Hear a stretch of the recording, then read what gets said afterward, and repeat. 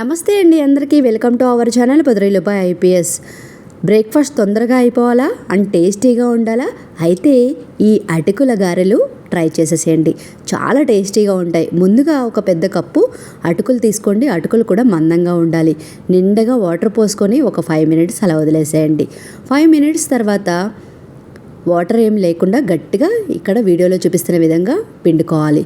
పిండుకున్న తర్వాత అందులోకి సన్నగా కట్ చేసుకున్న పచ్చిమిర్చి, అలాగే రుచికి సరిపడా సాల్ట్, 1/2 స్పూను ఇంగువ, అలాగే చిన్నగా కట్ చేసుకున్న అల్లం ముక్కలు, అలాగే సన్నగా కట్ చేసుకున్న కొత్తిమీర, అలాగే 1/2 కప్పు వరిపిండి, అలాగే 1 కప్పు కర్డ్ కూడా వేసుకొని బాగా కలుపుకోవాలి.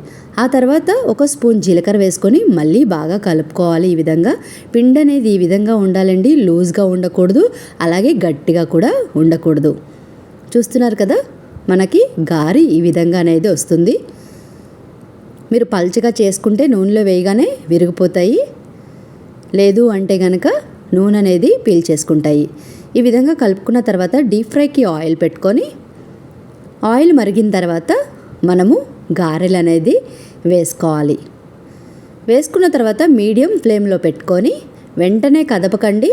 1 నిమిషం తర్వాత కదుపుకోవాలి. చాలా టేస్టీగా ఉంటాయండి. చాలా త్వరగా కూడా అయిపోతాయి.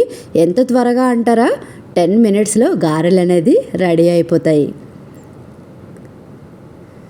చూస్తున్నారు కదా, మనకి గారెలు అనేది ఈ కలర్లోకి రావాలండి. ఈ కలర్లోకి వచ్చాక తీసేసుకోవాలి. నేను మళ్ళీ గారెలు అనేది వేస్తున్నాను ఇందులోకి.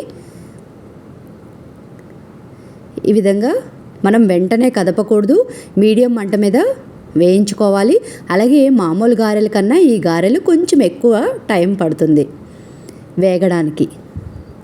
ఈ విధంగా అయిపోయిన తర్వాత పక్కకు తీసుకొని స్టవ్ ఆఫ్ చేసుకోవాలి. అంతే, ఎంతో టేస్టీగా ఉండే అటుకుల గారెలు ready. Please like, share and subscribe.